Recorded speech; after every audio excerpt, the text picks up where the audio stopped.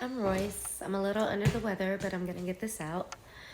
So, this is my story about how my life changed beginning July 31st, 2004 to now. All because I had a baby by Superman. Part 1. July 31st, 2004, I was at the movies at downtown Disney with two of my friends.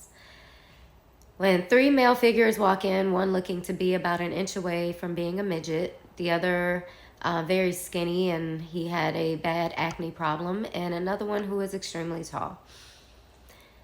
As they come over to the concession stand, we are greeted with, "Y'all in my book." Our response was, "What book?" He goes, "My yearbook." I then respond, "No, sweetie, I'm grown." He goes, "No, my magic book. Y'all used to dance with the magic." Oh, yes, yes. He's like, "I'm the rookie." Oh, hey. That's how that went. Okay? It was a bunch of nice teas and goofiness, and that was it. He still had braces. It was nothing. So we go to see The Notebook, and they go to see something that I used to think was Transformers, but it was something along those lines. I don't know. Maybe iRobot. I don't know. Anyway, about 10-20 minutes into our movie, I go to the bathroom because I am now in a full-blown argument with my then boyfriend, who is breaking up with me because he is swearing that I'm at the movies with a dude. Obviously, I am not, but he was very insecure. We broke up that day, and I was devastated because, what? I got dumped. Anyway, walk out the bathroom, and Superman is sitting there on the bench. And he goes, "No one should ever make you cry like that." Okay, thank you. And he's like, "Nah, you know what I'm saying? I'm young, but no man should ever make you feel like that." He had braces. So I'm like, again, thank you. And I go on about my business and I go back to the movie. And I'm in the movie doing all of this, of course, on my little aim, my little sidekick.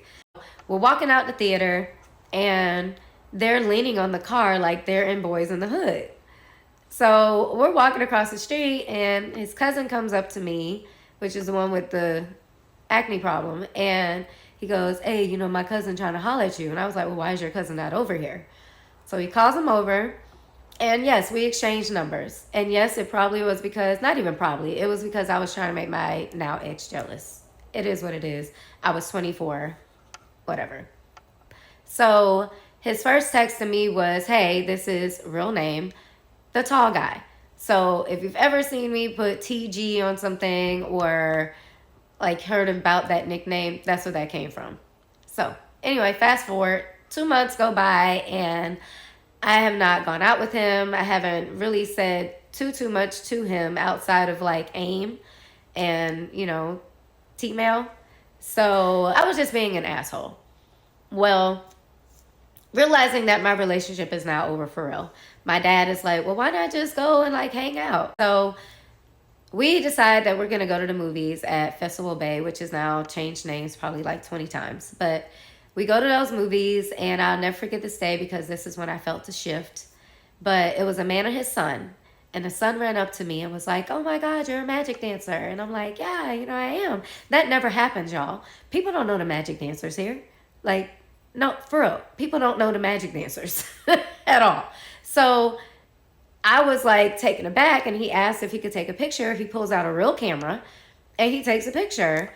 After that day, there was a shift. I started getting invited to promos, to fashion shows, to theme parks, team events. I was everywhere.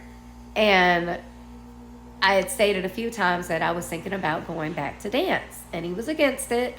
So I've made up my mind. I'm doing this. And was he being supportive of things that I was doing? Yes. He was around. So I'm not going to say he wasn't doing anything. He was. But I wanted my career. I went back. The team took me back. Knowing what our history was, I danced that year. The next year I said I wanted to go to Miami. I said I wanted to dance for the Heat. That was my dream team, either there or the Dallas Cowboys. And both of those he was completely against, and I had no idea why. He would offer like our suggestions for other teams, but never those two. Just completely against anything in Texas and Miami. Now you'll know why. I audition for the team. I make it. Yay me.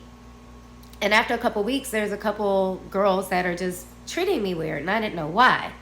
Well, I ended up finding out that he had cheated on me with one of my teammates who used to live in Texas, but now was coming to the Heat, and he had been trying to get both of us to not say anything. Anyway, broke up with him and was trying to live my best life, y'all. Really was, right?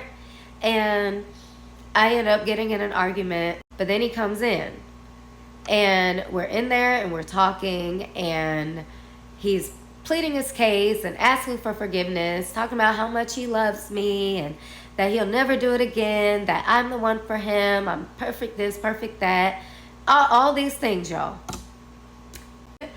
I went to Mexico with my DJ friend, and we had time of our life, whatever. Came back and my phone is blowing up, my little sidekick, and it's him. And I'm asking for advice from my DJ friend, and he's like, hey, just go and talk to him, just see what he got to say, just hear him out, like maybe he really is sorry. Okay.